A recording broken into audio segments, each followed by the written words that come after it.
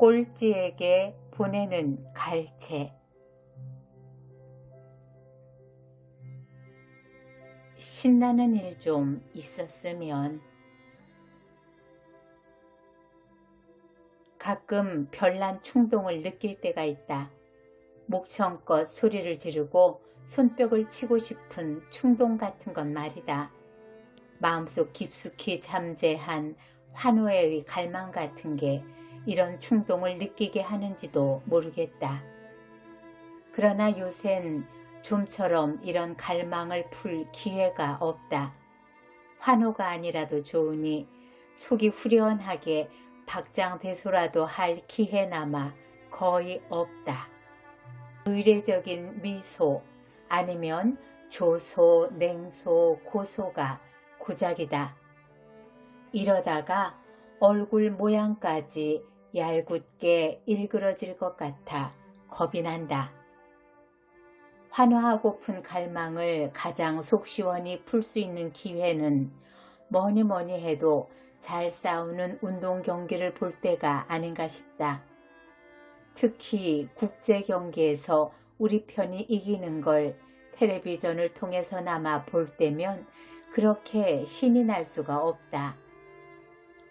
그러나 곰곰이 생각해보니 그런 일로 신이 나서 마음껏 환성을 지를 수 있었던 기억도 아득하다.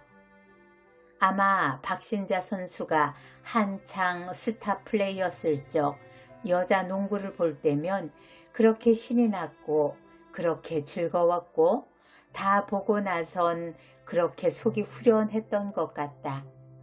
요즘은 내가 그 방면에 무관심해져서 모르고 있는지는 모르지만 그때처럼 우리를 흥분시키고 자랑스럽게 해주는 국제 경기도 없는 것 같다. 지는 것까지는 또 좋은데 지고 나서 구정물 같은 후문에 귀를 적셔야 하는 고역까지 겪다 보면 운동 경기에 대한 순수한 애정마저 식게 된다. 이렇게 점점 파인 플레이가 귀해지는 건 비단 운동 경기 분야뿐일까? 사람이 살면서 부딪히는 타인과의 각종 경쟁, 심지어는 의견의 차이에서 오는 사소한 언쟁에서까지 그 다툼의 당당함, 깨끗함, 아름다움이 점점 사라져가는 느낌이다. 그래서 아무리 눈에 불을 밝히고 찾아도 내부에 가둔 환호와 갈채의 충동을 발산할 고장을 못 찾는지도 모르겠다. 뭐? 마라톤? 요전에 시내에 나갔다가 집으로 돌아올 때의 일이다. 집을 다 와서 버스가 정류장 못 미쳐 서서 도무지 움직이지를 않았다. 고장인가 했더니 그게 아닌 모양이었다. 앞에도 여러 대의 버스가 밀려 있었고 버스뿐 아니라 모든 차량이 땅에 붙어버린 듯이 꼼짝을 못하고 있었다. 나는 그날 아침부터 괜히 걷잡을 수 없이 우울해 있었다. 그래서 버스가 정거장도 아닌데 서 있다는 사실을 참을 수가 없었다. 언제까지 이러고 있을 거요? 나는 부끄럽게도 안내양에게 짜증을 부렸다. 마치 이 보잘것없는 소녀의 심술에 의해서 이 거리의 온갖 차량이 땅에 붙어버리기라도 했다는 듯이. 그러나 안내양은 탓하지 않고 시들하게 말했다. 아마 마라톤이 끝날 때까진 못 가려나 봐요. 뭐? 마라톤? 그러니까 저 앞 고대에서 신설동으로 나오는 삼거리쯤에서 교통이 차단된 모양이고 그 삼거리를 마라톤의 선두주자가 달려오리라. 마라톤의 선두주자. 생각만 해도 우울하게 죽어있던 내 온몸의 세포가 진저리를 치면서 생생하게 살아나는 것 같았다. 나는 그 선두주자를 꼭 보고 싶었다. 아니, 꼭 봐야만 했다. 나는 차비를 내고 내려달라고 했다. 안내양은 정류장이 아니기 때문에 안 된다고 했다. 나는 마음이 급한 김에 어느 틈에 안내양에게 시비를 걸고 있었다. 정류장이 아니기 때문에 못 내려주겠다고? 그럼 정류장도 아닌데 왜 섰니? 응? 왜 섰어? 이 아주머니가 정말? 안내양은 나를 험상궂게 째려보더니 획 돌아서서 바깥을 내다보며 상대도 안 했다. 그래도 나는 선두로 달려오는 마라토너를 보고 싶다는 갈망을 단념할 수가 없었다. 나는 짐짓 발을 동동 구르며 다시 안내양의 어깨를 쳤다. 아가씨, 내가 화장실이 급해서 그러니 잠깐만 문을 열어줘. 응? 아주머니도 진작 그러시지. 신경질 먼저 부리면 어떡해요? 안내양은 마음씨 좋은 여자였다. 문을 빠끔히 열고 먼저 자기 고개를 내밀어 이쪽 저쪽을 휘휘 살피더니 재빨리 내 등을 길바닥으로 떠다밀어 주었다. 1등 주자를 기다리는 마음. 나는 치마를 펄럭이며 삼거리 쪽으로 달렸다. 삼거리엔 인파가 겹겹이 진을 치고 있으리라. 그 인파는 저만 치서 그 모습을 드러낸 선두 주자를 향해 폭죽 같은 환호를 터뜨리리라. 아, 신나라. 오늘 나는 얼마나 재수가 좋은가. 오랫동안 가두었던 환호를 터뜨릴 수 있으니. 군중의 환호. 자기 개인적인 이해관계와 전혀 상관없는 환호. 그 자체의 파열인 군중의 환호에 귀청을 떨 수 있으니. 잘하면 나는 겹겹의 군중을 뚫고 그 맨 앞으로 나설 수도 있으리라. 그러면 제일 큰 환성을 지르고 제일 큰 박수를 쳐야지. 나는 삼거리 쪽으로 다름질치며 나의 내부에서 거대한 환호가 삼거리까지 갈 동안을 미처 참지 못하고 웅성웅성 아우성을 치고 있는 것처럼 느꼈다. 그러나 숨을 헐떡거리며 당도한 삼거리에 군중은 없었다. 할 일이 없어 여기 이렇게 빈둥거리고 있을 뿐이라는 듯 곧 하품이라도 할 것 같은 남자가 여남은 명, 그리고 장난꾸러기 아녀석들이 대여섯 명 몰려있을 뿐이었고 아무데서고 마라토너가 나타나기 직전의 흥분은 엿배지 않았다.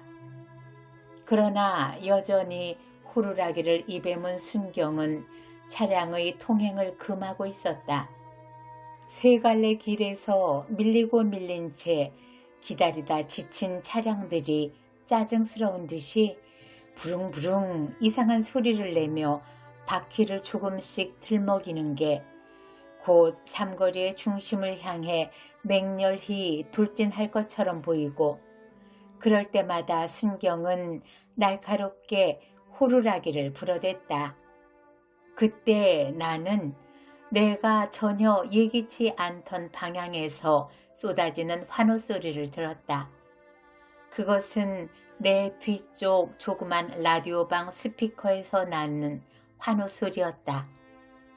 선두 주자가 드디어 결승점 전방 10m, 5m, 4m, 3m 골인 하는 아나운서의 숨막히는 소리가 들리고 군중의 우레와 같은 환호성이 들렸다. 비로소 1등을 한 마라토너는 이미 이 삼거리를 지난 지가 오래라는 걸 알 수 있었다. 이 삼거리에서 꼬린 지점까지는 몇 킬로미터나 되는지 자세히는 몰라도 상당한 거리다. 그런데도 아직까지 통행이 금지된 걸 보면 후속 주자들이 남은 모양이다. 꼴찌에 가까운 주자들이. 그러자 나는 그만 맥이 빠졌다. 나는 영광의 승리자의 얼굴을 보고 싶었던 것이지 비참한 꼴찌의 얼굴을 보고 싶었던 건 아니었다. 또 차들이 부르릉대며 들먹이기 시작했다. 차들도 기다리기가 지루해서 짜증을 내고 있었다. 다시 날카로운 호루라기 소리가 들리고 저만치서 푸른 유니폼을 입은 마라토너가 나타났다. 삼거리를 지켜보고 있던 연남은 구경꾼조차 라디오 방으로 몰려 우승자의 골인 광경, 세운 기록 등에 귀를 기울이느라 아무도 그에게 관심을 갖지 않았다. 나도 무감동하게 푸른 유니폼이 가까이 오는 것을 바라보면서 저 사람은 몇 등쯤일까? 20등? 30등? 저 사람이 세운 기록도 누가 자세히 기록이나 해줄까?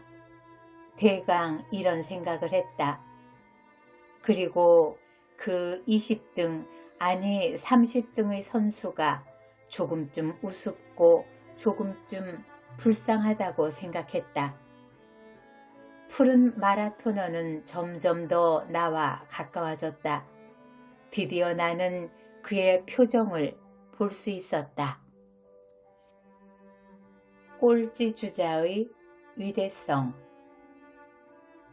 나는 그런 표정을 생전 처음 보는 것처럼 느꼈다. 여지껏 그렇게 정직하고 고통스러운 얼굴을, 그렇게 정직하게 고독한 얼굴을 본 적이 없다. 가슴이 뭉클하더니 심하게 두근거렸다. 그는 20등, 30등을 초월해서 위대해 보였다. 지금 모든 환호와 영광은 우승자에게 있고 그는 환호 없이 달릴 수 있기에 위대해 보였다. 나는 그를 위해 뭔가 하지 않으면 안 된다고 생각했다. 왜냐하면 내가 좀 전에 그의 20등, 30등을 우습고 불쌍하다고 생각했던 것처럼 그도 자기의 20등, 30등을 우습고 불쌍하다고 생각하면서 애따 모르겠다 하고 그 자리에 주저앉아 버리면 어쩌나. 그래서 내가 그걸 보게 되면 어쩌나 싶어서였다. 어떻거든 그가 그의 20등, 30등을 우습고 불쌍하다고 느끼지 말아야지.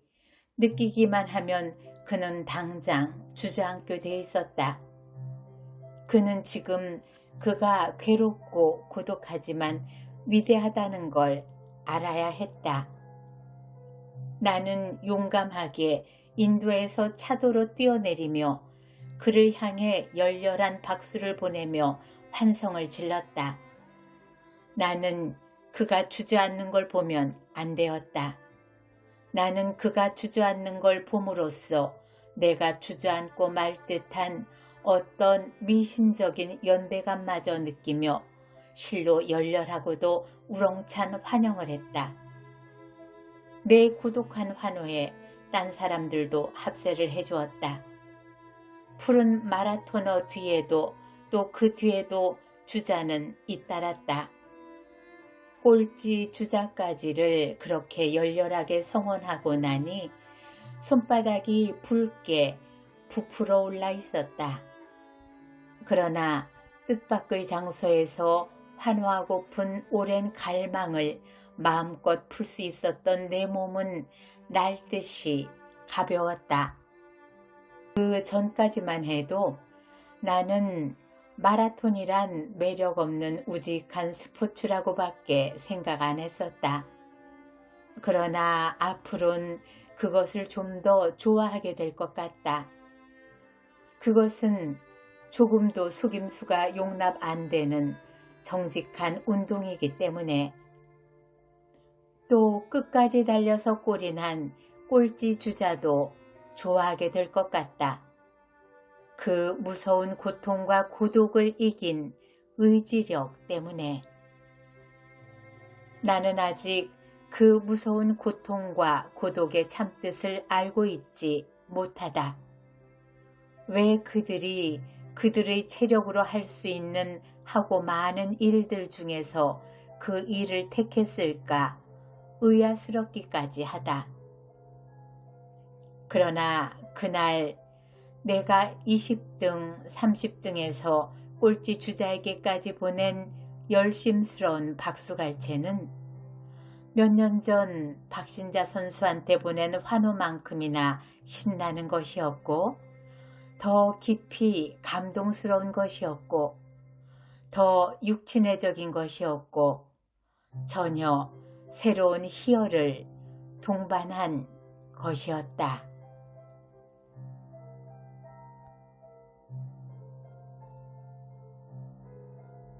내 생애에서 가장 긴 8월. 7월 하순경 어느 무덥던 날 집안에서 급하게 전화를 받으러 가다가 방바닥에서 미끄러졌다. 그때 팔목을 짚은 게 몹시 아프더니 다음날 퉁퉁 부어오르고 통증도 가시지 않았다. 예감에 병원에 가면 꼭 깁스를 해줄 것 같았다. 내 생전에 내 몸에 깁스 같은 건 정말 하고 싶지 않았다. 그런 것 안 하고도 감쪽같이 나아볼 궁리를 했다. 침을 맞으면 그럴 수 있을 것 같았다. 신비한 침의 효험에 대해 얻어들은 건 많지만 이 나이가 되도록 한 번도 침을 맞아본 적은 없었다. 다행히 오랫동안 좋은 친구 사이로 지내는 한 의사가 한 분 있는데 그분이 침도 잘 놓기로 소문났다는데 생각이 미쳤다. 침을 맞으려고 처음으로 환자로서 그분의 병원을 찾아갔다. 침은 미리 겁을 먹고 있던 것보다 훨씬 덜 아팠다. 아마 신뢰감 때문이었을 것이다. 그는 내 신뢰감을 배반하지 않았다. 곧 괜찮아질 거라는 장담을 안 해줘서 섭섭하더니만 그날 밤 집으로 전화를 걸어주었다. 정형외과에 가서 엑스레이를 찍어보도록 하라는 거였다.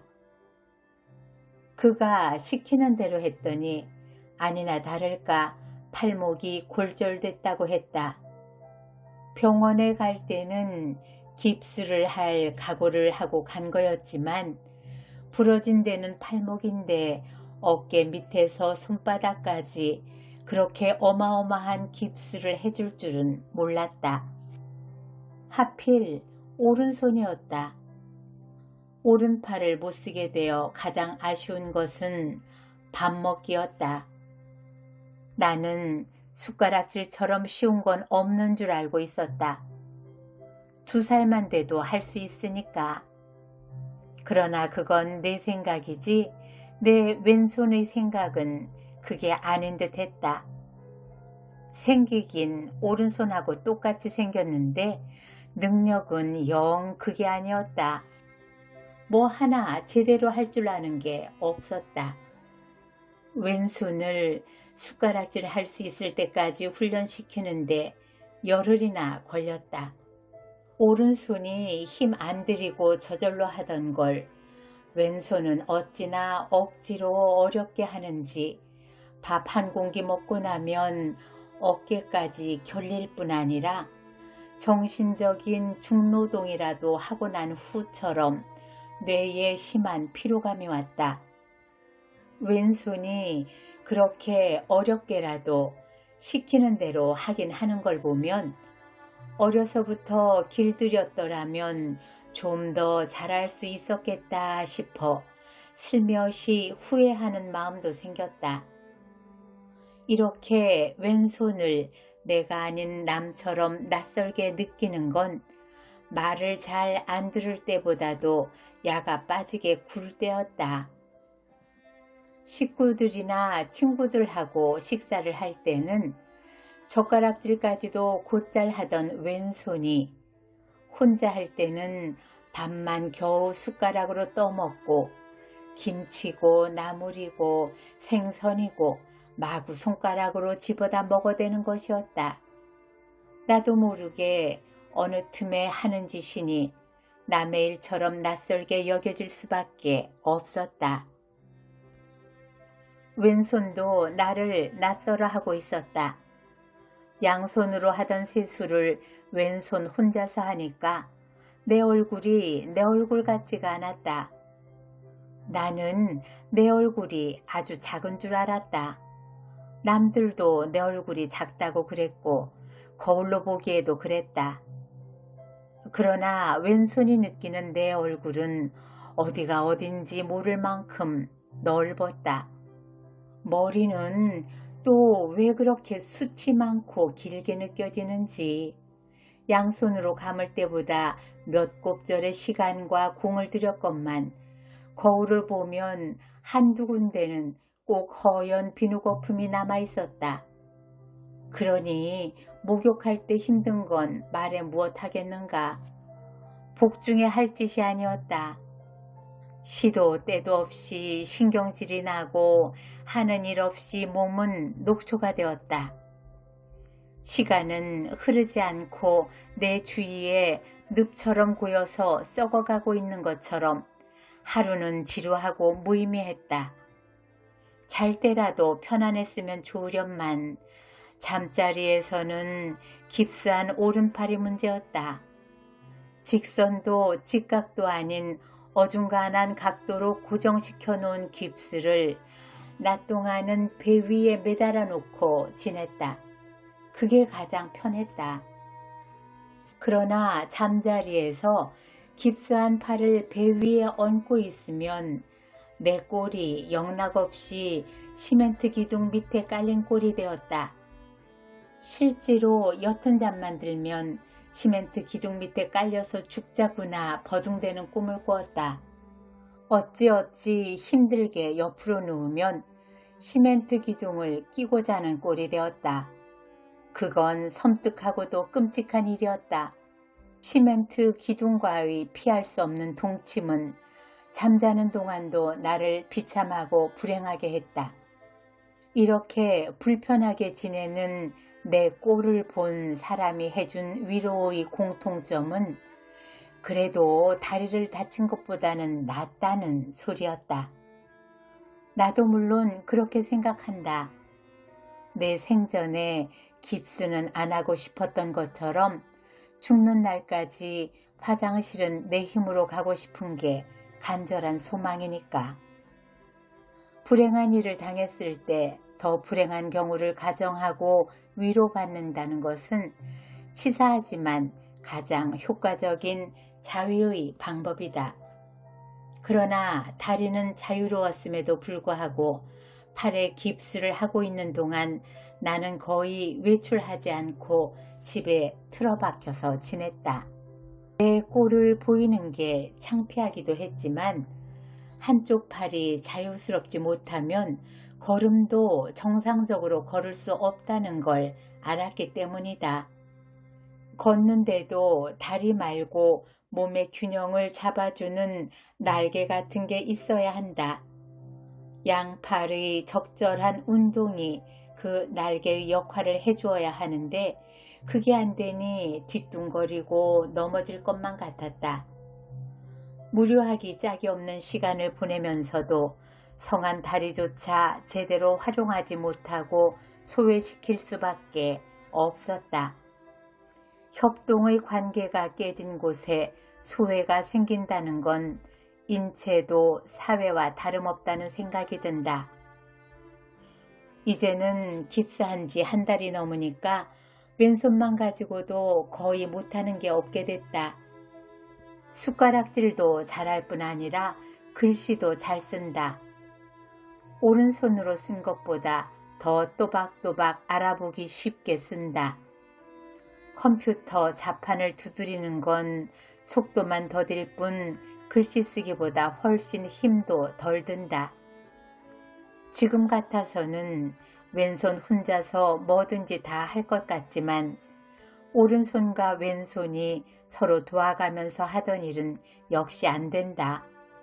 빨래나 걸레를 짜는 일, 바느질, 드라이어로 머리 말리는 일, 매일매일 쏟아져 들어오는 우편물에서 비닐 포장이나 비닐 테이프를 뜯어내고 재활용할 수 있는 종이와 비닐 코팅한 종이를 분류해서 차곡차곡 빈틈없이 쟁여 놓는 일 등이 한 손으로는 제대로 할 수 없는 일이다. 특히 쓰레기를 수거하기 좋게 분류하는 일은 힘도 들고 손이 많이 가는 일이라 할 때마다 지겨워하면서 싫은 소리를 했었다.